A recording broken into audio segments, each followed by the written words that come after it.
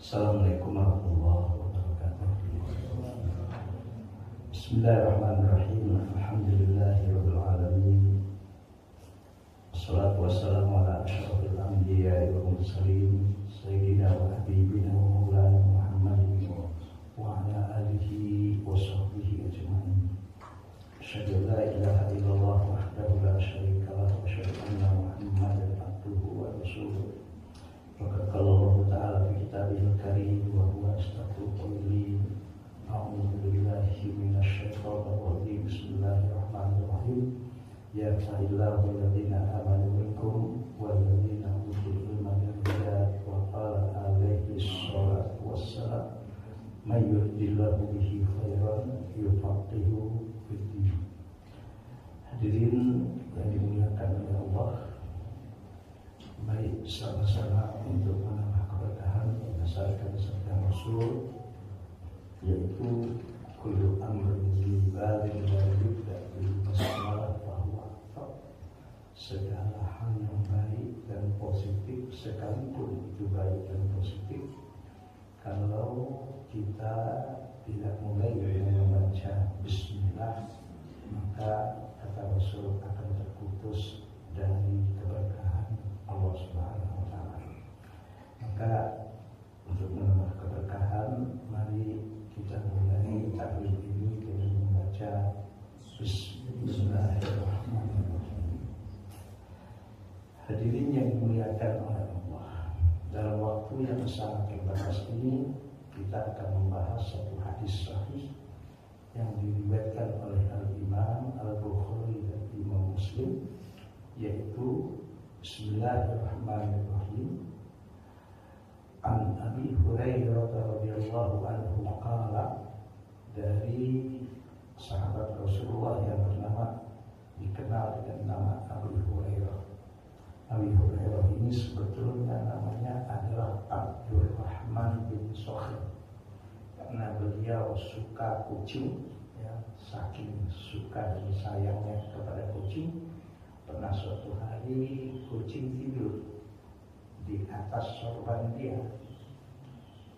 Dia takut mengganggu kenikmatan kucing sedang tidur. Bukan kucingnya yang dibangunkan, sorbannya yang dibunting, karena mau menggunakan sorbannya.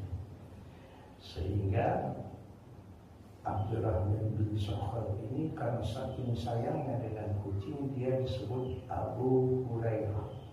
Hurairah itu asal kata hirun. Hirun itu artinya kucing. Usikum nafsi wa iyaya taqwallah. Sahabat Rasulullah yang bernama Abu Hurairah atau Abdurrahman bin Sakhr pernah berkata, Sami'tu Rasulullah sallallahu alaihi wasallam yaqul. Dia bilang, saya mendengar langsung dengan kuping saya bahwa Rasulullah sallallahu alaihi wasallam bersabda, sabdanya adalah manahaitukum anhu fajtanibuhu.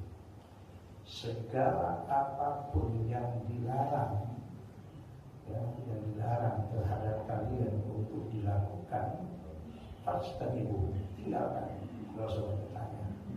Kalau kata orang sekarang itu kalau jangan banyak belak, artinya cincong, tidak usah banyak, tidak usah ngeyel. Pokoknya apapun yang disuruh oleh Allah, disuruh oleh Rasul, tinggalkan, sudah tinggalkan. Yang tidak perlu ada babi-bu, tidak usah, tinggalkan kata Rasul. Tapi wama amartukum bihi, apa yang aku perintahkan kepada kalian wahai umatku, fa'tu minhu mastata'tum, lakukan dari apa yang diperintahkan itu semampunya. Fa'innahu ahlakal ladzina min qablikum kasratu masailihim wa ikhtilafuhum ala anbiya'ihim. Kenapa sesuatu yang dilarang itu tidak perlu babi-bu protes sana sini, kenapa kok Rasul langsung tinggalkan?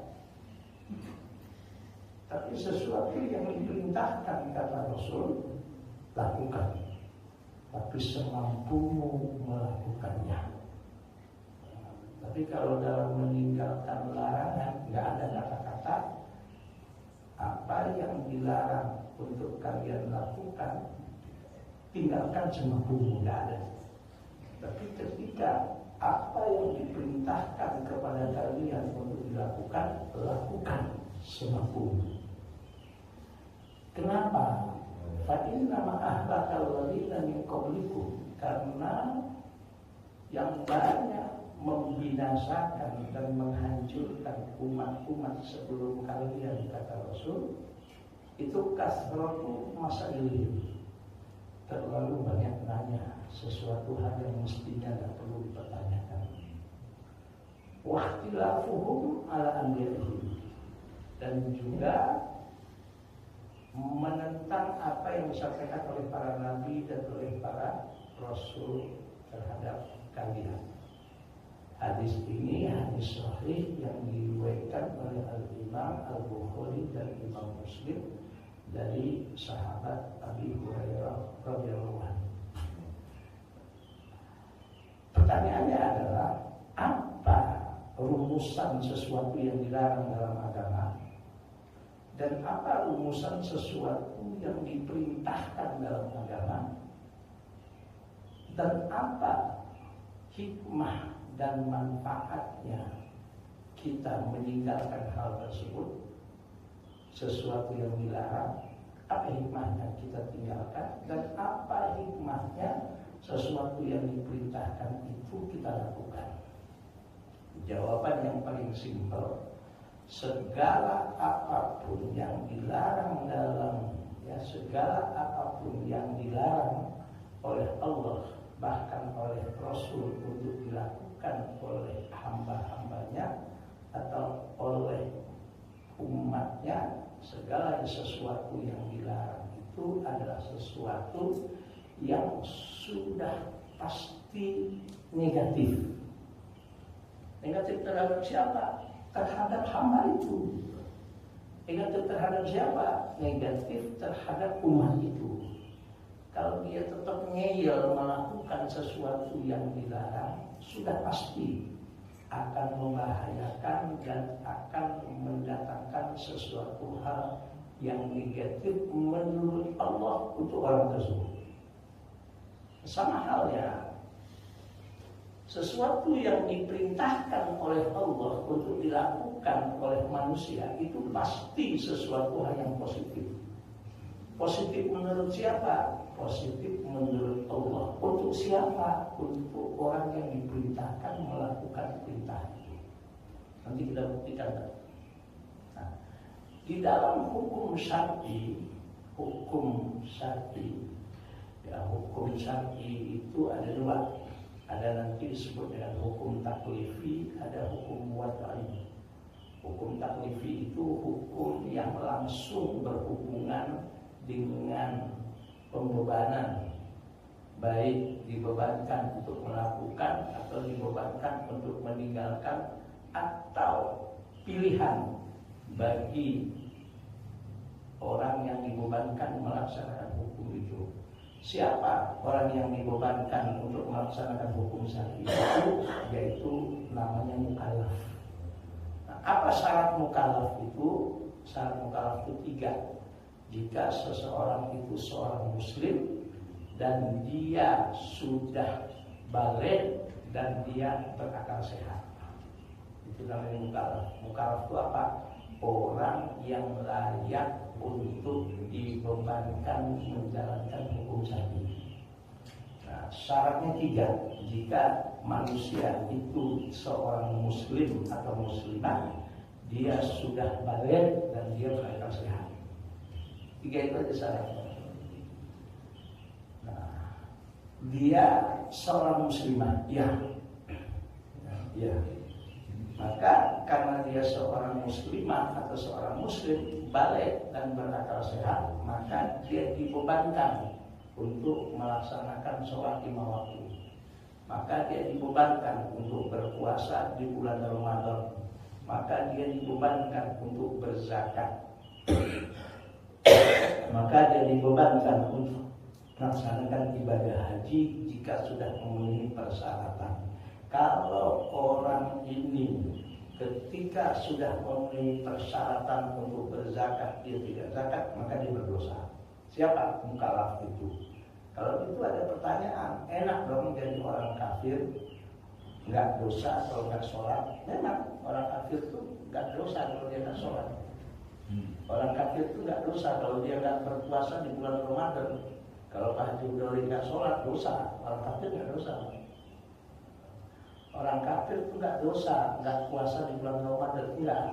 Tapi kalau kita nggak puasa di bulan Ramadan dosa. Ya Pak Ulid ya. Kalau enak menjadi orang kafir nggak dosa kalau nggak sholat, justru kita dosa. Orang kafir itu kenapa dia tidak berdosa, tidak sholat? Dia tidak memenuhi persyaratan untuk sholat karena dia kafir.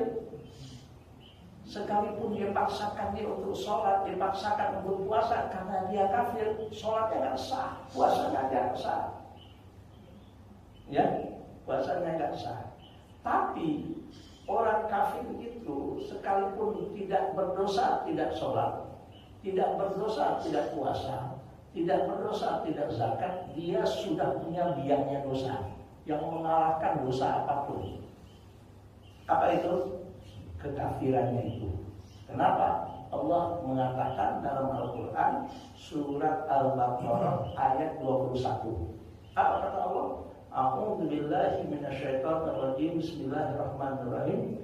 Ya ayyuhan nasu ubudu rabbakumul ladzi khalaqakum wal ladzina min qablikum la'allakum tattaqun. Kata yang pertama dalam ayat itu ya ayyuhan nas, bukan ya ayyuhalladzina amanu. Kalau ya ayyuhalladzina amanu itu khusus untuk orang beriman, wahai orang-orang yang beriman. Tapi kalau ya ayyuhan nas, wahai manusia, siapapun kalian manusia, bangsa apapun kalian hai manusia, suku apapun kalian hai manusia, apakah Anda orang kota, orang desa, hai manusia, pinter atau tidak pinter, educated atau tidak educated, kaya atau miskin, pokoknya selama engkau merasa dirimu manusia. Nah, itu ya ayyuhan nas. Kemudian kalau katakan apa? Wa'budu rabbakum, sembahlah, Allah perintahkan sembahlah olehmu Tuhanmu, hai manusia, siapapun kalian. Tuhan yang mana? Alladzi khalaqakum, yang telah menciptakanmu. Ya ayyuhan nasu ubudu rabbakumul ladzi ya ayyuhan nasu ubudu rabbakumul ladzi khalaqakum wal ladzina min qablikum, dan juga yang telah menciptakan orang-orang sebelum kalian. La'allakum tattaqun, dengan engkau mau menyembah Allah dan senantiasa menyembah Tuhanmu, yakinlah kau pasti akan menjadi manusia-manusia yang muttaqin, manusia-manusia yang bertakwa. Nah, ini yang ditinggalkan oleh orang kafir. Apa itu? Apa itu? Allah nyuruh dia untuk menyembah Allah, tapi dia tinggalkan dan dia tidak patuh. Dan dosa yang paling tinggi itu adalah dosa mensekutukan Allah. Dosa melakukan apa yang disebut dengan asyirku billah, melakukan perbuatan syirik kepada Allah, yaitu menyembah selain Allah. Jadi kalau ada orang sudah punya dosa syirik satu aja, gak perlu dosa gak sholat. Dan orang kafir itu tidak wajib untuk sholat. Orang kafir nggak wajib untuk puasa. Makanya ketika ada orang kafir asli, memang dari kecil dia kafir, bukan murtad, dia masuk Islam umur 60 tahun, maka sholat yang ditinggalkan selama dia kafir itu nggak wajib diqadha. Sholat yang ditinggalkan, puasa yang ditinggalkan selama dia kafir, maka nggak wajib untuk diqadha. Tapi kalau orang murtad, bedakan murtad ya, murtad itu pernah Islam, kemudian keluar dari Islam, masuk lagi Islam, maka sholat yang dia pernah tinggalkan selama murtad, puasa yang pernah ditinggalkan selama murtad, zakat yang pernah ditinggalkan selama murtad itu wajib diqadha, wajib diganti setelah dia masuk Islam lagi. Kenapa? Karena dia pernah menjadi orang mukmin. Tapi kalau orang kafir asli, artinya kafir asli, walaupun memang kullu mauludin yuladu alal fitrah, setiap manusia yang dilahirkan ke permukaan bumi ini dia dalam kondisi fitrah. Tapi kalau dia memang dari kecil, ya, dia kafir, maka ketika dia dapat hidayah, dia mu'alaf, walaupun mu'alaf umur 70 tahun, sholat yang ditinggalkan selama dia kafir tidak wajib diqadha. Sholat yang puasa yang ditinggalkan selama dia kafir tidak wajib diganti. Kenapa? Nggak wajib dia sholat, nggak wajib dia puasa. Kenapa? Ya dalam keadaan kafir. Itu saya paham ya. Jadi kalau ada orang kafir, ini keyakinan kita, meninggal dalam keadaan kafir menurut Islam, maka dia akan masuk ke neraka Allah. Apa yang hadis ayatnya? Innal ladzina kafaru min ahlil kitab wal musyrikin fi nari jahannam khalidina fiha abada. Ulaika hum syarrul bariyah. Orang-orang kafir, baik orang-orang kafir itu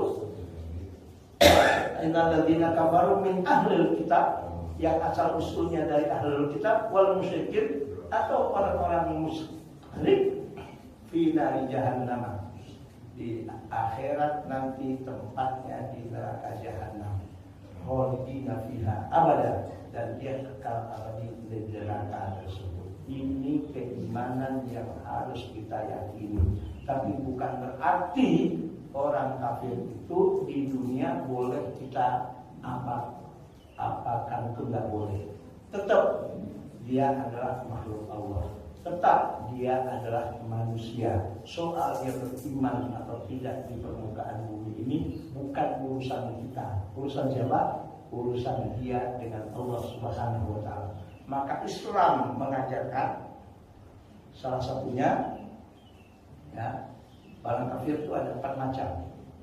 Ada namanya kafir zimmi, ada kafir namanya kafir mu'ahad, ada kafir namanya, ya, kafir zimmi, kafir mu'ahad, dan ada namanya kafir harbi. Ya, kafir harbi. Kafir zimmi itu siapa? Orang berbeda agama dengan kita, tapi dia mau hidup rukun dan damai dengan kita, dan mau berdampingan, dan dia mau melakukan dan melaksanakan apapun tuntutan peraturan negara di mana dia tinggal. Itu namanya kafir zimmi. Ada namanya kafir mu'ahad. Apa itu kafir mu'ahad? Kafir mu'ahad adalah orang kafir, tapi dia itu punya MOU, perjanjian dengan umat Islam untuk mau hidup rukun dan damai. Itu mu'ahad. Ada yang ketiga kafir mustakman. Apa itu kafir mustakman? Orang yang berbeda akidah, tapi dia minta perlindungan, minta suaka kepada negara Islam. Itu kafir mustakman namanya. Nah, yang kafir yang keempat, kafir harbi. Nah, di antara 4 macam kafir ini, kafir zimmi, kafir mustakman, kafir mu'ahad, ini nggak boleh disakiti. Ya, ini nggak boleh disakiti. Tapi kalau kafir harbi, yang kerjaannya memusuhi kita, memerangi kita, apapun yang mereka miliki digunakan untuk menghancurkan kita, untuk memusuhi kita, untuk selalu memerangi kita, seperti kayak sekarang yang terjadi di Israel. Nah, itu namanya kafir harbi.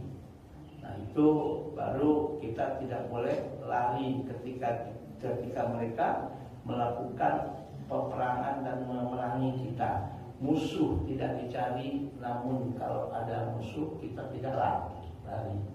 Nah, apa dalilnya kita tidak boleh menyakiti orang kafir zimmi? Dalilnya hadis yang diriwayatkan oleh Imam Ahmad, man adza dzimmiyan faqad adzani wa man adzani faqad adzallah. Barang siapa yang menyakiti orang kafir zimmi dengan cara apapun, menipu dia, mengambil hartanya, menfitnah dia, sekalipun dia orang kafir.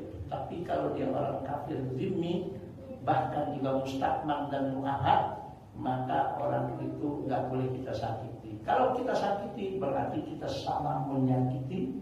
Kata Rasul, menyakitiku. Dan siapa yang menyakitiku berarti dia telah menyakiti Allah. Artinya haram menyakiti orang kafir hanya dengan alasan karena dia berbeda keyakinan dengan kita. Oke Pak ya? Kecuali orang kafir harbi. Oke. Nah, usikum nafsi wa iya ya minta Allah. Apa ukuran sesuatu itu?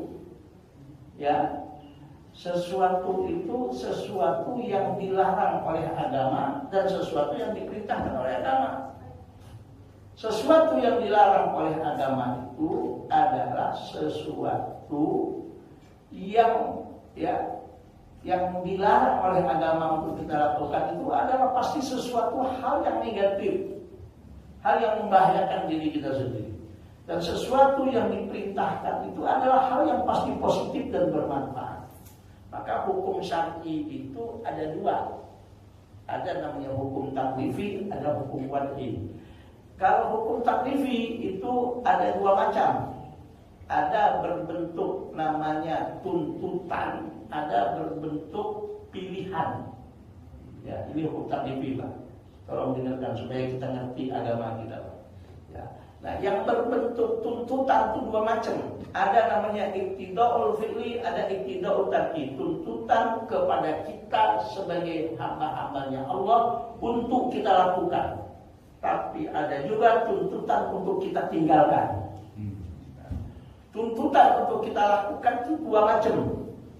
Ada sesuatu yang kita dituntut oleh Allah untuk melakukan, dan tuntutan itu tidak bisa ditawar-tawar. Kalau kita tawar-tawar tuntutan itu, sesuatu yang diperintahkan itu kita tinggalkan, kita dianggap bermaksiat dan dianggap berdosa. Apa itu? Itulah yang disebut dengan wajib. Nah, ada juga sesuatu yang dituntut oleh Allah, yang Allah menginginkan kita melakukannya, tapi hanya berbentuk anjuran. Kalau kita tinggalkan, dosa sih ada, tapi kita kehilangan momentum. Minimal kita merugi. Merugi di mana? Kita kehilangan kesempatan untuk mendapatkan kebaikan dan pahala dari Allah Subhanahu wa taala. Inilah yang disebut dengan mandub atau sunnah. Oke? Nah, sesuatu yang dituntut oleh Allah untuk kita meninggalkan itu juga ada dua. Ada sesuatu yang kita dituntut oleh Allah untuk meninggalkannya, dan meninggalkannya harus ditinggalkan dan tidak boleh dilakukan. Kalau kita lakukan, kita dianggap berdosa dan kita dianggap bermaksiat. Itulah yang disebut sesuatu yang haram. Bagaimana? Sesuatu yang dituntut oleh Allah kepada kita untuk kita tinggalkan, tapi enggak merupakan kewajiban, enggak merupakan harus ditinggalkan. Kalau tetap kita melakukannya, enggak berdosa. Apa itu? Makruh. Tapi walaupun sesuatu itu tidak berdosa kita lakukan karena dia makruh, kalau kita tetap melakukannya, maka kita akan merugi, kehilangan kesempatan. Kesempatan apa? Untuk mendapatkan hal yang baik dan positif ketika kita meninggalkannya. Tapi karena ngeyel kita tetap lakukan, kita kehilangan pahala dari Allah Subhanahu wa taala. Itulah yang disebut dengan makruh. Nah, pertanyaannya, apa persamaan sekaligus perbedaan antara wajib dan mandub atau yang sunnah? Apa persamaan antara haram dan makruh, dan apa perbedaannya? Persamaan antara yang wajib dan yang sunnah sama-sama sesuatu hal yang dituntut oleh Allah untuk kita lakukan dan realisasikan. Sama-sama sesuatu hal yang positif menurut Allah untuk kita. Karena dia sesuatu hal yang baik dan positif menurut Allah untuk kita, maka sesuatu yang wajib bahkan yang mandub itu pasti di dalamnya selain ada manfaat dan kebaikan, di dalamnya pasti ada keberkahan dari Allah Subhanahu wa taala. Begitu juga apa persamaan antara haram dan makruh? Sama-sama sesuatu yang Allah menginginkan kita meninggalkannya. Karena sesuatu yang Allah menginginkan kita meninggalkannya antara yang haram dan makruh, maka sesuatu yang makruh itu pasti, apalagi yang haram, pasti sesuatu yang negatif menurut Allah untuk kita. Karena dia pasti yang negatif menurut Allah untuk kita, pasti sesuatu yang tidak bermanfaat. Karena dia sesuatu yang negatif dan tidak bermanfaat untuk kita, maka sesuatu yang haram itu bahkan makruh pun sesuatu yang tidak ada keberkahan di dalamnya. Jelas Pak? Maka aneh kalau ada guru oleh muridnya dikasih hadiah rokok, itu aneh Pak. Coba ya, saya katakan rokok nggak haram, enggak. Tapi aneh Pak, kalau ada guru dikasih hadiah oleh muridnya apa Pak Khalid? Rokok. Itu kenapa Pak? Ya sesuatu hal yang negatif menurut Allah untuk gurunya, sesuatu yang tidak bermanfaat menurut Allah untuk gurunya, sesuatu yang di dalamnya nggak ada keberkahan. Ya Allah, ada yang bilang, tapi kalau saya nggak merokok kayaknya nggak apa Pak? Halo, kalau saya nggak ngerokok kayaknya nggak apa, nggak bisa mikir. Nah itulah salah satu dampak negatif daripada rokok. Karena menurut dokter rokok itu termasuk zat adiktif. Apa itu zat adiktif? Sesuatu hal yang membuat ketergantungan dan kecanduan. Nah, usikum wa nafsi wa iyaya bittaqwallah. Coba lihat, Rasul katakan, mana haitukum anhu fastanibu. Sesuatu yang dilarang tinggalkan. Tapi ma'amartukum bihi, sesuatu yang kau diperintahkan untuk melakukannya, fa'tu minhu mastata'tum, lakukan, tapi melakukannya semampumu untuk melakukannya. Nah, sekarang pertanyaannya adalah kenapa dalam hal yang dilarang tidak ada Allah mengatakan sesuatu, Rasul mengatakan sesuatu yang dilarang tinggalkan semampumu. Kenapa tidak ada? Tapi kalau diperintah untuk melakukan, lakukan semampumu. Tapi dalam perintah untuk meninggalkan, tinggalkan. Tidak ada kata semampumu meninggalkannya. Kenapa? Ya Pak. Siapa yang bisa jawab? Ya, bisa lihat, coba lihat. Ya, sesuatu yang dilarang, ya, jangankan yang haram, yang makruh pun, bahkan yang haram pun, kalau kita tinggalkan, itu pasti mampu kita tinggalkan. Pasti mampu. Persoalannya bukan mampu atau tidak mampu, mau atau nggak mau. Jadi kalau ada orang bilang, oh kalau yang ini saya nggak mampu untuk tinggalkan, itu bohong Pak. Ya, Pak. Oke, yang lain saya mampu tinggalkan, tapi yang satu ini nih saya nggak mampu tinggalkan. Benar atau bohong Pak? Benar atau bohong? Bohong. Bukan kadang mampu dia tinggalkan, tapi belum mau dia tinggalkan. Kalau dia mau, pasti mampu dia tinggalkan. Ya, maaf, contoh sesuatu yang makruh aja dah, apalagi naudzubillah yang haram. Yang makruh aja lah ngerokok misalnya. Ya Pak ya, puasa itu berapa jam Pak? Halo, puasa berapa jam? 15 jam atau 14 jam minimal. Ya Pak ya, 14 jam. Sekarang saya tanya, orang yang kecanduan bagaimanapun ngerokok, kalau lagi puasa bisa nggak ngerokok? Bisa nggak ngerokok? 14 jam. Kenapa Pak? Dia harus tinggalkan. Mampu nggak? Mampu. Jadi Allah sudah tahu sesuatu yang Allah larang untuk kita lakukan. Jangankan yang makruh, yang haram aja, kalau kita mau tinggalkan, pasti mampu kita meninggalkannya. Nah, ini kan sekarang yang terjadi Pak, otak kita jadi rusak. dengan pemikiran-pemikiran yang menghancurkan agama kita. Yang menghancurkan agama kita, oh hari ini jangankan yang halal, yang haram aja susah. Maklum dah, bisnis haram-haram dikit biasa dah. Halo, di mana tuh Pak? Halo, maklum dah, namanya bisnis yang haram-haram dikit biasa dah. Ada nggak yang model gitu? Hari gini jangankan yang halal, yang haram aja susah. Kan gitu toh? Dirusak otak kita. Kenapa dirusak? Inilah yang disebut dengan ajaran sekularisme. Inilah ajaran yang disebut liberalisme. Inilah ajaran yang disebut dengan materialisme. Bahkan naudzubillah ajaran mungkin kalau mungkin yang disebut dengan komunisme. Orang Islam itu Pak, dari dia bangun tidur sampai tidur kembali, ketika dia sudah menyatakan asyhadu an la ilaha illallah wa asyhadu anna muhammadar rasulullah, dari dia bangun tidur sampai tidur kembali, bahkan sampai dia mati, dia sudah otomatis terikat dengan 3 hal. 1, dia sudah terikat dengan imannya. Dia sudah terikat dengan imannya. Apa fungsinya iman? Sebagai landasan kehidupannya dimanapun dia berada sampai dia menghembuskan nafas yang terakhir. Yang kedua, dia sudah terikat dengan syariat. Apa itu syariat? Tata cara kehidupan yang diatur dalam Islam, yaitu yang berlandaskan kepada apa yang disebut dengan Al-Quran dan Sunnah. Yang ketiga, dia sudah terikat dengan apa? Dia sudah terikat dengan apa yang disebut dengan akhlak karimah.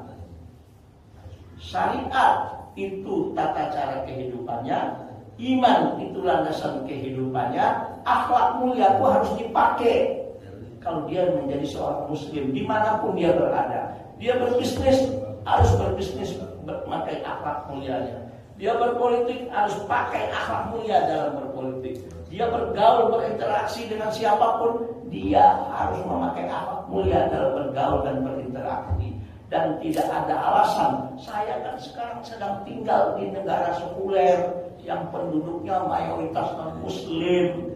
Gak ada alasan, mentang-mentang dia tinggal di negara sekuler. Bahkan dia sedang tinggal di negara komunis pun, kalau dia sebagai seorang muslim, tetap dia sudah terikat dengan 3 hal ini. Iman menjadikan landasan kehidupan, syariat untuk menjadi tata cara kehidupannya, akhlak mulia harus dipakai dalam segala aspek kehidupannya. Dari mana? Dari dia bangun tidur. Sampai kapan? Sampai dia tidur kembali. Bahkan sampai dia menghembuskan nafas yang terakhir. 3 hal ini bagi seorang muslim tidak boleh dilepas dimanapun dia berada. Maka seorang muslim tidak boleh mempunyai alasan, oh saya lagi tinggal di negara sekuler, maka sholat sama saya nggak wajib. Ya benar itu. Oh saya lagi tinggal di negara, negara sekuler yang nggak ngerti halal haram. Ya, maka bagi saya karena saya sedang tinggal di negara sekuler, apalagi komunis, maka saya nggak wajib zakat. Itu nggak ada itu. Oh saya sedang tinggal di negara sekuler, saya tinggal di negara masyarakatnya bahkan masyarakat komunis, maka saya tidak wajib sholat. Itu nggak ada itu. Oh saya tinggal di negara orang yang yang namanya hubungan seks bebas sudah menjadi budaya mereka, tetap walaupun dia tinggal di negara yang rakyatnya seperti itu, berzina bagi dia haram. Oh saya sedang tinggal di negara sekuler bahkan komunis, mentang-mentang di negara begitu dia tinggal, nggak ada alasan untuk dia khamr itu halal untuk dia minum. Oke Pak? Maka ketika seorang muslim mengucapkan asyhadu an la ilaha illallah wa asyhadu anna muhammadar rasulullah, dia sudah otomatis terikat 1 dengan imannya. Apa fungsinya iman? Sebagai landasan kehidupannya. Dia sudah otomatis terikat dengan apa? Dengan syariat. Sebagai apa? Tata cara kehidupannya. Apapun yang dia lakukan tidak boleh keluar dari jalur syariat. Dia sudah terikat dengan apa? Dengan akhlak mulia, harus dipakai dimanapun dia berada. Kenapa? Karena Islam adalah agama yang Allah bilang, wa ma arsalnaka illa rahmatan lil alamin. Oke, paham nggak? Ngerti? Ada pertanyaan dulu sampai sini sebelum kita lanjut? Silakan. Ini karena kita banyak cara berpikir agama kita rusak nggak sekarang, Pak? Ajaran liberal, bebas melakukan apapun dengan alasan hak asasi manusia. Oh, saya sudah dewasa. Karena saya sudah dewasa, saya diberikan rasa cinta dan kasih sayang oleh Allah. Saya mau berbagi rasa cinta dan kasih sayang dengan sesama jenis saya, itu urusan saya. Gak boleh ada yang ngatur-ngatur. Jangankan agama, negara pun gak boleh ngatur. Maka jangan heran kaum liberal ini, jangan heran selalu berusaha di negara manapun, dia berusaha bagaimana ya dibuat undang-undang yang melegalkan hubungan sesama jenis. Nah, di ASEAN, negara yang pertama kali melegalkan hubungan sesama jenis secara undang-undang mereka, Thailand, belum lama.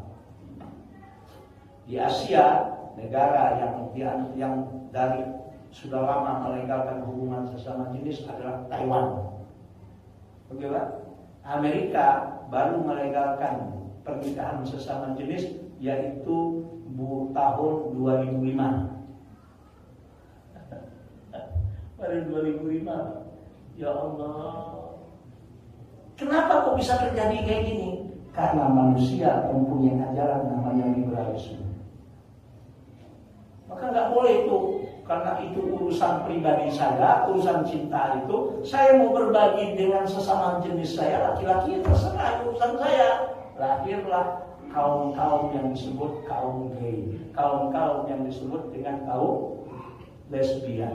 Ingat Pak, Indonesia adalah negara nomor 4 terbanyak kaum gay dan lesbian. Padahal Muslim. Ada kalau ditanya, kenapa bisa terjadi begini? Karena pemahaman agamanya itu nggak utuh. Banyak pendangkalan akidah dalam diri umat ini. Contoh kan, dari TK bahkan sampai perguruan tinggi, arti iman aja disalahartikan, dibikin dangkal, dibikin arti iman itu nggak benar. Contoh apa? Iman artinya percaya. Rukun iman ada 6. 1. Percaya kepada Allah. 2. Percaya kepada malaikat. 3. Percaya kepada kitab-kitab suci. 4. Percaya kepada para nabi dan rasul. 5. Percaya pada hari kiamat. 6. Percaya kepada qada dan qadar. Iman cuma artinya percaya. Kalau iman artinya hanya percaya, maaf, iblis atau setan itu lebih beriman dari kita, Pak. Kalau iman cuma sekedar percaya. Kalau nggak percaya, buka Al-Quran surat 15 ayat 39. Buka, kalau nggak percaya, Pak. Yang punya handphone. Surat 15, surat Al-Hijr ayat 39. Dan dilanjutkan oleh Allah dengan ayat 30, ayat 40. Apa kata Allah dalam surat Al-Hijr? Coba buka Pak, silakan. Ayo, yang ada terjemahannya, dia langsung supaya tahu Pak. Bukan kata orang. Ada nggak? Ada nggak yang Al-Quran yang ada terjemahannya? Buka surat 15 ayat 39 itu ada buku Quran yang ada terjemahannya Pak. Ayo kita buktikan. Nggak, kita buktikan Pak. Saya nggak, supaya ngerti langsung gitu. Jadi iman itu kalau cuma hanya sekedar percaya, iblis lebih beriman dari kita, Pak. Kalau iman itu cuma sekedar percaya. Ayo, ada ketemu surat 15? Apa? Ayo, Pak Dori. Ada terjemahannya kan? Iblis berkata. Tuhanku oleh karena Iblis berkata, Tuhanku, begitu kan, Bro? Apa kata iblis? Oleh karena engkau enggak, dari awal iblis berkata. Iblis berkata, Tuhanku, oleh karena engkau telah memutuskan bahwa aku sesat. Oke, dah. Iblis berkata, apa perkataan iblis? Tuhanku. qala rabbi bima aghwaytani. Kalau iblis berkata Tuhanku, saya tanya, berarti dia percaya enggak bahwa Allah sebagai Tuhannya? Iblis percaya enggak bahwa Allah sebagai Tuhannya? Bukan cuma sekedar percaya, yakin. Sampai dia berani mengatakan Rabbi, Tuhanku. Nah, kita ini bikin cetek Pak arti iman Pak. Padahal Rasul bilang la yazni zani hina yazni wa huwa mu'min. Tidak akan beriman orang yang berzina ketika berzina dia waktu itu beriman. Wala yasriku sarik hina yasriku wa huwa mu'min. Tidak akan mencuri seorang pencuri ketika itu dia beriman. Coba tanya pencuri yang muslim, dia percaya nggak Allah Tuhannya? Coba tanya orang-orang yang penzina, ketika dia berzina, dia percaya nggak bahwa Allah sebagai Tuhannya? Percaya nggak? Coba tanya para koruptor itu yang korupsinya sekarang bukan cuma jutaan, bukan miliaran, triliunan sekarang. Bahkan bukan cuma puluhan triliun, ratusan triliun sekarang Pak. Apa? Biar gampang baginya. Oh, biar gampang baginya. Baginya gampang. Coba tanya para koruptor itu Pak, yang muslim, dia percaya nggak Allah sebagai Tuhannya? Ya kalau cuma sekedar percaya iman itu, iblis lebih beriman dari kita Pak. Karena iblis ketika ya Allah katakan dia berkata Rabbi, ya Allah ya Tuhanku. Tapi apa kata Allah? Ketika iblis disuruh untuk sujud sebagai penghormatan kepada Adam, dan itu perintah Allah, apa kata iblis? Aba wastakbara wa kana minal kafirin. Iblis enggan untuk sujud. Kenapa? Karena iblis berkata ana khairum minhu. Saya lebih baik dari Adam. Ngapain saya hormat kepada Adam?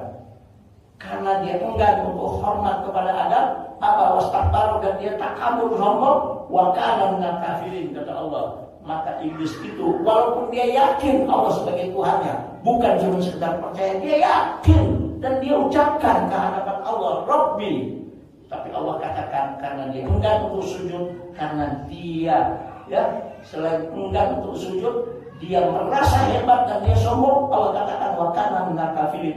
Iblis itu termasuk makhluk yang kafir. Tapi berapa banyak umat muslim meyakini arti iman hanya sekedar percaya? Banyak nggak Pak? Banyak nggak? Akhirnya apa? Oh, saya percaya kok Allah sebagai Tuhan saya. Maka para ulama mengatakan iman itu nggak cukup hanya percaya. Apa itu iman?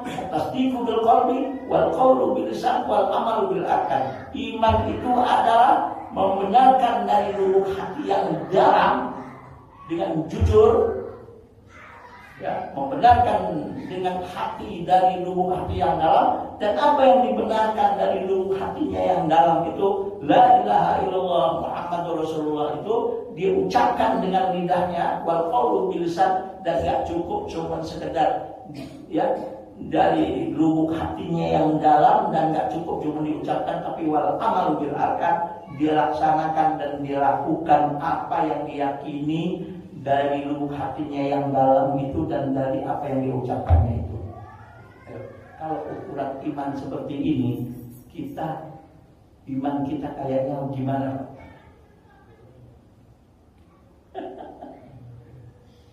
Saya kaget pernah melihat satu penelitian di Indonesia.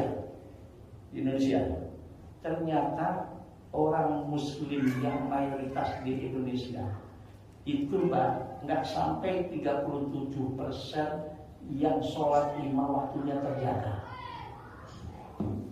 Nggak sampai 37%, nggak sampai yang sholat 5 waktunya terjaga. Nggak sampai 37% yang sholat 5 waktunya terjaga.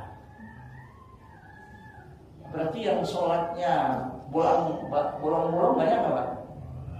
Bahkan yang nggak sholat sama sekali banyak nggak Pak? Tapi kalau ditanya beriman nggak mereka Pak? Kenapa? Karena mereka mengartikan iman cuma percaya. Satu Pak, kita paham, ya Pak ya, kita dihancurkan menurut pemahaman agama kita. Satu lagi, Ayo sekarang saya tanya, syahadat asyhadu an la ilaha illallah wa asyhadu anna Muhammadar Rasulullah. Asyhadu itu artinya apa, Pak?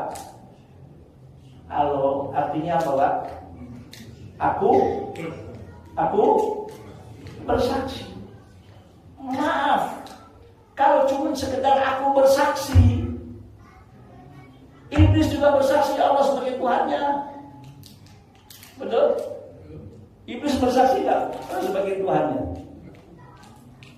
Istilah syahadat itu istilah bahasa Arab.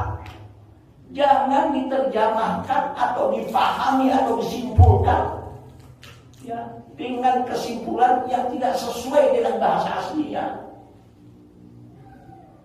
Ya, kalau sekedar terjemah oke lah, tapi maksud dari syahadat itu, kalau hanya sekedar aku bersaksi, itu keluar dari jalur makna kata syahadat menurut bahasa aslinya. Sekarang saya tanya, Pak, ada orang Betawi di sini? Woi Pak Ajis. Pak Ajis Betawi ya Pak Ajis ya? Pak Ajis, apa bedanya ya? Pak Ajis, apa bedanya seabrek-abrek dengan bejibun? Kalau ngomong sama berarti nggak paham bahasa Betawi.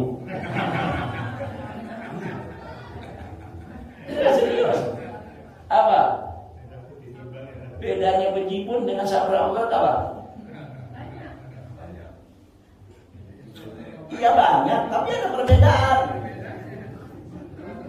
Kalau orang yang bukan orang Betawi atau nggak paham bahasa Betawi nggak akan ngerti itu bedanya antara bejibun dengan sabrek-abrek. Bejibun itu artinya banyak, tapi banyaknya nggak kehitung untuk bejibun. Betul nggak Pak Jis? Ya kan? Kalau sabrek-abrek masih bisa dihitung. Ya tumpukannya banyak, tapi masih bisa dihitung. Tapi kalau udah bejibun, wah, nggak bisa dihitung. Jadi jangan menerjemahkan bahasa bejibun dengan sabrek-abrek cuma banyak. Oke? Saya kasih contoh lagi. Ini sering saya sebut di sini. Ya. Jangan pahami kata atos menurut orang Jawa dengan kata atos menurut orang Sunda sama. Beda kan? Menurut orang Jawa kata atos apa? Keras. Menurut orang Jawa, orang Sunda sudah. Padahal kata-kata atos kan pernah saya cerita. Ada orang Jawa merantau ke Riau, lagi jalan ke Riau, lagi asik-asik duduk, babi lewat. Wah, kata orang Jawa ini babi sing haram katanya. Diambil batu, dilempar ke babi, ngacir ke babi lagi. Ini orang Jawa nggak sadar dia sedang berada di komunitas orang Melayu di Riau. Teriak-teriak ya, babi Melayu katanya. Lah kedengeran orang Melayu, mana nggak orang Melayu? Babi Melayu, dibilang apa? Orang Melayu babi. Padahal orang Jawa nggak bilang babi. Nah, orang Melayu babi, dia cuma ngasih apa? Ngasih tahu babi lah. Babi. Gara-gara itu orang Melayu memahami kata Melayu itu adalah suku dia, maka orang Jawa jadi sasaran. Dimarahin itu orang Jawa. Bahkan bisa dipukul juga. Ada orang Jawa, orang Sunda dengan orang Minang. Kita tahu ceritanya tuh Pak? Tahu orang Jawa, orang Sunda, orang Minang. Orang Minang yang satu ini nggak bakat dagang Pak, nggak bakat dagang, dimodalin aja, apa aja bangkrut terus. Bakatnya kerja. Udah suatu hari dia kerja, dia nyari kerjaan. Kebetulan ada pengumuman membutuhkan satpam. Interview, lulus. Saking girangnya dia bilang, Ambo jago karate, katanya. Ambo jago karate. Apa arti Ambo jago karate? Saya jaga kertas. Kata dia, kata orang Sunda, ini orang Minang sombong banget katanya. Ngaku-ngaku jago karate, dipukul sama orang Sunda. Kebetulan orang Sundanya Jawara lagi. Ya yang namanya dipukul kan sakit Pak. Teriak dia sakit katanya. Apa sakit? Sakit, kedengarannya orang Sunda. Ya, pukulan lu baru sakit ya. Ribet nggak Pak? Ribet. Sama orang Sunda dengan orang Betawi. Kan ini sering saya katakan ini. Orang Betawi sama orang Sunda lagi jalan-jalan. Orang Sunda melek, masuk sumur. Untung sumurnya sumur kering. kecebur masuk lubang dia. Teriak-teriak di dalam sumur, tanaje, katanya. Apa tanaje? Bahasa Sunda. Tangga.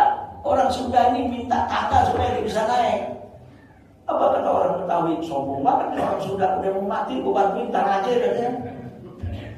Apa kata orang Sunda? Ini orang Betawi kejem banget, sadis banget.